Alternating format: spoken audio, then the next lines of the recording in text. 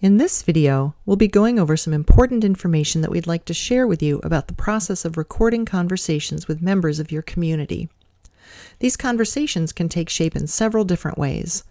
For example, you might choose to do a more typical interview with two people, one of whom is asking questions of the other. This can be a great format when you're speaking with someone from whom you want to learn about a particular part of your organization's history. As an example, we've provided an excerpt from an interview we did with Paul Eric Smith. What we're hoping to illustrate is the way that the interview is initially structured around some questions, but that it feels more like a conversation between the three of us. Here, he's talking about one of his jobs at the festival, playing the bass drum in the opening processional each year. The role of the bass drum in relationship to the processional is sort of like traffic control or what? Yeah, particularly going down that hill, there is an attempt to, and sort of the musicians do it too, everything kind of wants to speed up. And you also need to communicate from the front to the back what's going on. And I've often had the experience of only being able to hear the bass drum, not really being able to hear the music at all if I'm at the back of the line. I also got in the habit of making sure there was a good distance between me and all of the other musicians because they hated it. They hated the bass drum? Yeah, and you get in the habit of saying, okay, I'm going to start, fair warning, I'm going to start up the bass drum. Because if it surprises the hell out of people if they're not expecting it. And you were not a tentative bass drum player either. You gave it the oomph it needed. Yeah, I have no idea where that comes from. It was perfect. It was what we needed. Yeah. So an interview is one kind of conversation. Alternatively, you might want to record a conversation between several people in which the conversation is more free-flowing. For example, let's say you brought together two older members of your dance group and asked them to talk about the question, why does this group mean so much to you? Or, what do you want younger members to understand about this organization as they take over its administration? They decide to meet at a local cafe and talk about the questions together while they have their phone record the conversation. Or you might want to ask someone to sit down at home by themselves and audio record their memories of a particular event. For instance, an older member of the organization wants to share their recollections of an important event, so they make themselves a written list of talking points to help remind them of things they want to mention. Then they record themselves telling the story of that event from their memory. Any of these scenarios could produce some really valuable audio or video recordings to help capture your organization's history. There are 5 parts to this process that we'd like to talk about: preparing for the recording session, making the recording, gathering permission from those in the recording, properly storing your recording digitally, and creating a transcript. And all of this information is summarized in the PDF for this chapter. So let's start with part 1, preparing for the recording session. Who should you talk to? There will probably be many candidates you can think of in your community whose voice would be a valuable addition to your archival collection. So how do you decide? It's really your decision, but here's what we did. While a few of the people we spoke to were volunteers, for the most part, we found we had to seek out people to talk with us, mostly because people often didn't feel that what they had to say was archive-worthy. We began by consulting with others in our community to gather a list of people who had some important part of the story to tell about the history of our event. We then contacted those people, invited them to talk with us, and explained how the process would work. Many of them were willing and interested, and we recorded some incredible conversations and stories. And what can you do to put people at ease? Some people will be nervous about recording a conversation even when they're willing to do it, so giving them a sense of what you're planning to talk about can help them know what to expect, even if you don't end up strictly following your outline. We recommend you create your own list of questions or talking points for each person, tailored to their situation, and share it with them ahead of time. Here's what we did. We sent a list of questions ahead of time so that people could have a preview of what we might be asking. We always began with very easy questions for them to talk about, such as, how did you first get involved in this type of folk music? Did you have any experience with music or dance while you were growing up? Where did you grow up? How did you first find out about this organization? This got people talking easily about something they knew well, and it provided context for their later comments about their experiences. We let them know that they could control the content. While we had a list of questions, they could also talk about whatever they wanted to in relation to our event, and they could skip any question we asked that they did not want to talk about. We let them know that the recording could be edited when it was done, so nothing they would say would be irrevocable. They would have an opportunity to listen or to watch the recording, or to read a transcript and delete anything that they wanted to. In addition, they would have final say on what was included in the final version of their recording. This was very important to tell people, to reassure them that they could determine how their voice was represented in the collection. And we wouldn't finalize the recording for the collection until we knew that they were happy with the content. At that point, we would ask them to sign a release form that would grant us permission to make the recording publicly available in our archival collection. After spelling out this process, everyone we invited was happy to participate. We would then schedule a time to talk, either in person or remotely on computer. In our experience, both worked equally well. It's just a matter of what you and the other person are comfortable with. What kind of a conversation do you want to record? We mentioned 3 different possibilities: a formal interview, a more free-flowing conversation, or someone simply recording themselves.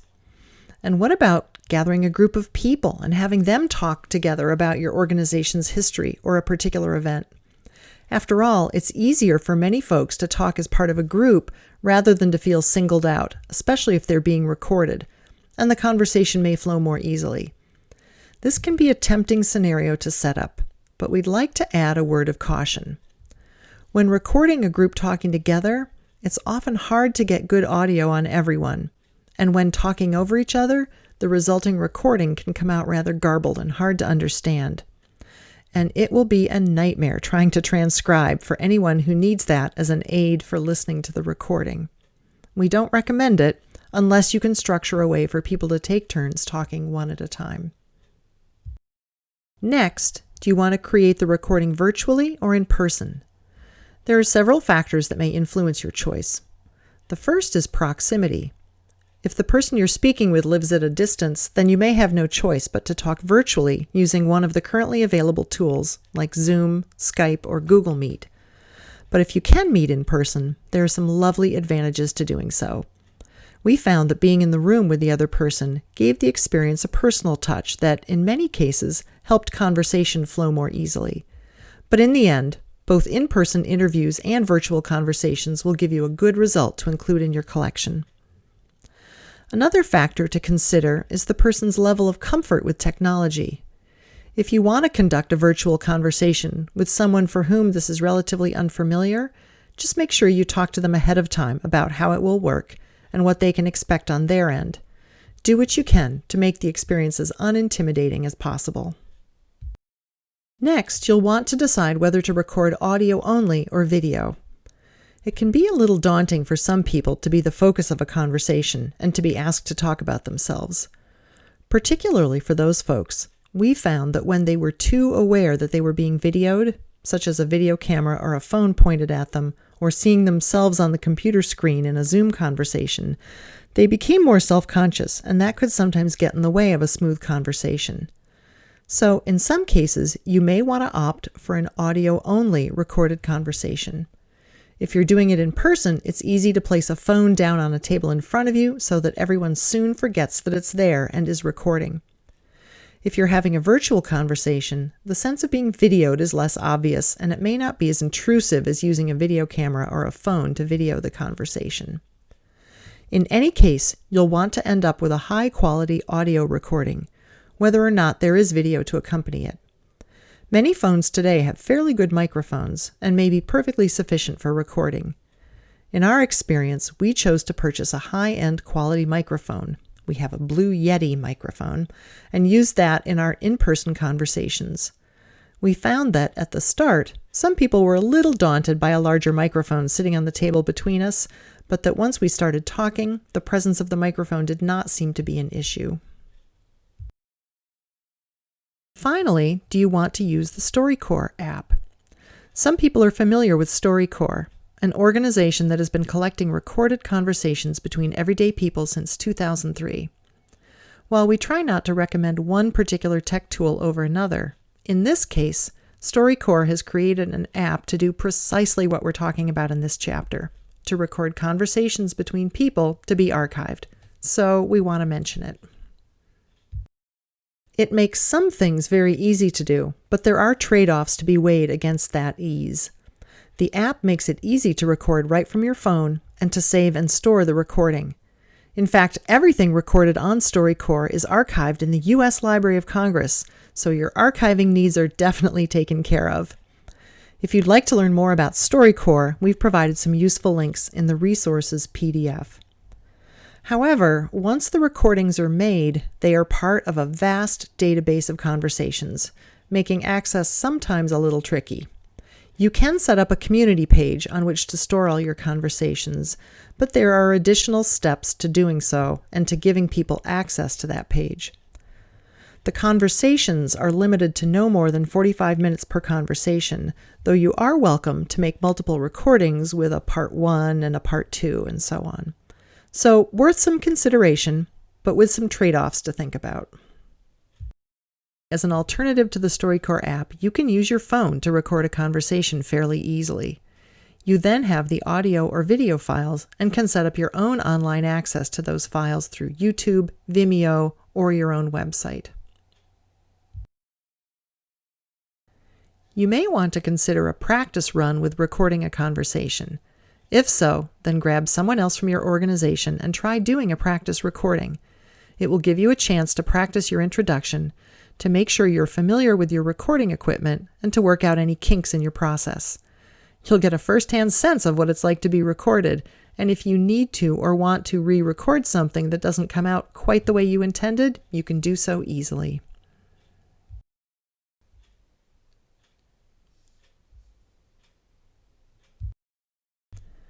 So once you've got someone lined up, you're ready to record the conversation. Here are some tips on how to do that. First, before you begin recording, remind your person of the guidelines for the conversation. Your person may be a little nervous about the conversation, particularly about whether they'll trip over their own words. At the start of the recording, you can put the person at ease by reminding them that they can delete anything they want from the recording after it's made. They will have final say over what's included in the recording, and that the conversation does not need to strictly stick to any questions you sent ahead of time. They can choose the direction of the conversation. When starting your recorded conversation, begin with a standard introduction spoken by you. The introduction should include who is present for the conversation, the date, where the conversation is taking place, and why it's taking place. This provides important information up front for anyone listening to the recording in the future. Here's what we used for our standard introduction. It's Thursday, April 17th, 2024, and my name is Susan Creighton. I'm here today in Greenfield, Massachusetts with Pat MacPherson. Together, we're conducting interviews for inclusion in the Marlborough Morris Ale collection that will eventually reside at Vermont Folklife in Burlington, Vermont. We're speaking today with Jane Smith, who has a long history with her dance organization, both as a dancer, a team leader, and an event organizer. Jane, would you say just a few words to introduce yourself and then tell us a little bit about your connection to the Marlborough Morris Ale? The text for this introduction is provided in the PDF for Chapter 3. Next, begin the conversation with something that's easy for them to talk about. Start with a really easy question, as we mentioned earlier. In our case, we always began with, "How did you get involved in folk dancing or folk music?" Everyone we spoke to had something to say about that. And make it clear when the conversation is done. When you feel it's time to wrap things up, simply thank the person for taking the time to share their experience with you. It's an easy signal to them and to future listeners of the recording that you're concluding the conversation. This is an example of the kind of thing we would say. Well, Jane, thank you so much for talking with us today. It's been really interesting to hear about your history with the ale, and I've really appreciated this opportunity to capture your experiences in your own words. Our next steps now, and we would then tell her what those were. Consider including a visual image of the person with the recording. While it's not necessary, it's nice to have a visual image of the person you spoke with as part of the archival record. With an in-person conversation, you can take a photo of the person. With an online conversation, you can pull a visual from the video file, if there is one, or ask the person to send you a digital photo of themselves.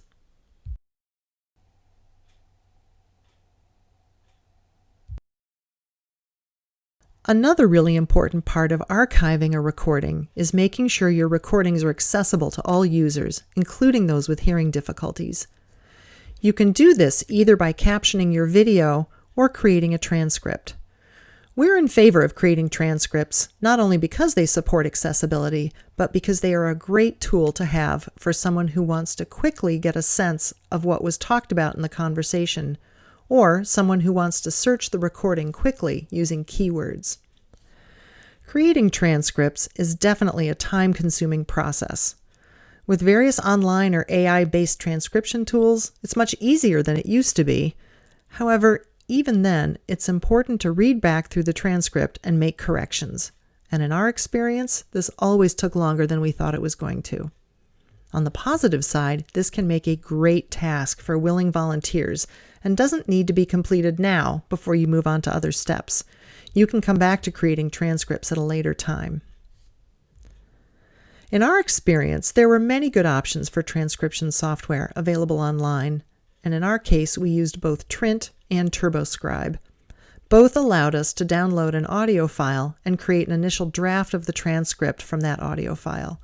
We would then listen to the recording and edit any mistakes, fix punctuation and spelling, and make sure the correct speaker was listed throughout the recording.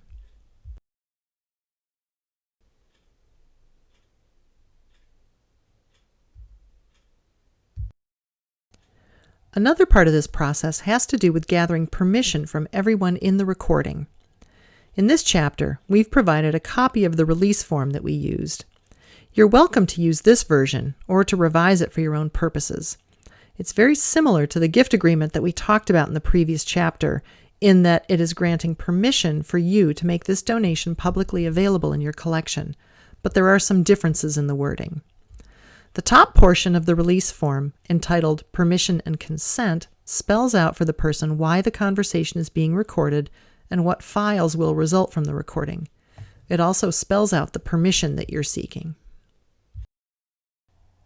The next section, Consent and Release, is where the person checks off 3 statements to show that they understand the conditions of the recording.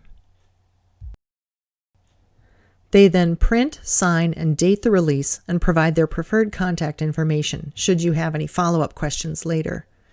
You can decide to provide paper release forms if you're conducting in-person conversations, or you may want to create your release form electronically using one of many available pieces of software that allow people to sign forms electronically. Once you've received the signed release form, then file it electronically, and if you're like us, you may want to create and file a paper copy as well. As a reminder, we recommend backup copies in 3 places: a local computer, a separate hard drive, and somewhere online or in the cloud.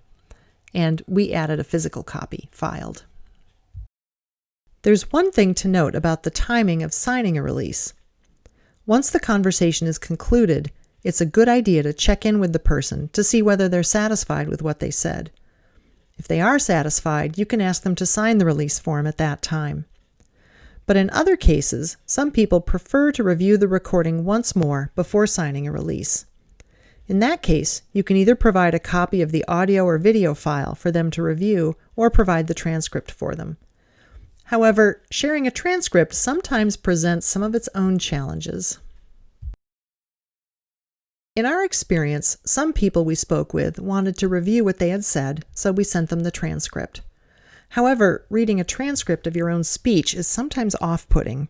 Regular speech is full of starts and stops, or partial sentences, or, little speech mannerisms like saying, So when people were given transcripts and read their own speech rather than listening to it, they were sometimes a bit upset at how they thought they sounded, and they wanted to rewrite the transcript. We had to explain to them that the transcript needs to exactly match what was said in the recording. That's its purpose. As time went on, we got better at explaining that we could delete anything that they did not want to include, but once the recording was done, we couldn't rephrase in the transcript how things were said. If people were concerned that they had misspoken, we let them create a type of errata sheet or some accompanying notes to the conversation where they could correct anything that they felt they needed to. Some chose to do this, while others chose to just delete any mistaken information. In a few cases, when we made the transcription, we added some additional clarification in brackets to show that it was an addition to the transcript.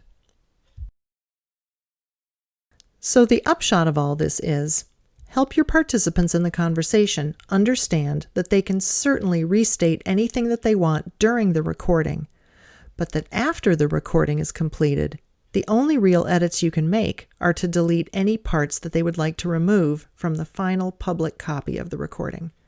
They don't need to sign a release until they're happy with the final version.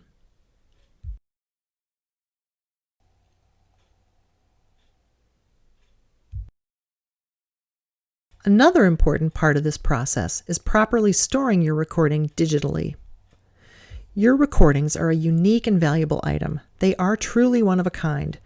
Therefore, it's really important to make sure you store them digitally in a way that protects them. You can use whatever organization system works best for you for storing your files, but in the end, your goal is to preserve the original digital files as a master copy in the highest quality format you can, and to create a copy of that file as an access copy, which users of your archive will open and view. This access copy is often a smaller, lower quality file that is still good enough for viewing or listening purposes. And you can find a summary of this information in the resources PDF for this chapter.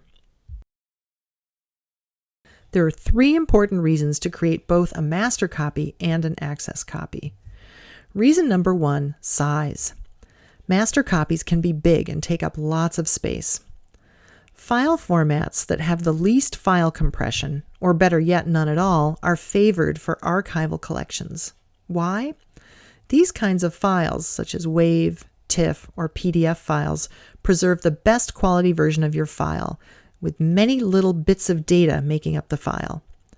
In audio files, the sound quality is better. In image files, the resolution and detail is much better. There is also little risk of losing any of that data that makes up the file if you have to edit it. So these file formats are the best formats to use for keeping a master copy of a digital file. You can see a chart in the PDF that summarizes which file formats work best for different files. However, since the uncompressed files include lots of little bits of data to make up the file, they tend to be big files and require lots of storage space on a computer or a server. Using files with some compression, such as JPEG, MP3, or text files, result in a file that is smaller because it doesn't use as much data to make up the file. In audio files, the sound is not as good as in your master copy, but often good enough for everyday use. In image files, the picture is perhaps not as sharp and clear or detailed as in your master copy, but again, it's often good enough for everyday use. The smaller files don't require as much computer or server space to store and are referred to as access copies. Reason number 2, ease of use. Access copies provide files that are more manageable to use. Master copies are often large files and therefore can take a long time to load onto a website or to download. The smaller sized access copy will load more quickly onto websites or will be quicker to download. Reason number 3, preservation. Master files are sometimes also referred to as preservation copies. If anything happens to your access files, say they get lost, corrupted, or accidentally deleted, you can always make a new access copy from your master or your preservation copy. The master copy remains largely untouched archivally unless you need to make additional copies from it. And with that, we've shared with you the sum total of our wisdom about creating recorded conversations. Now you're ready to move on to our next video using the spreadsheet.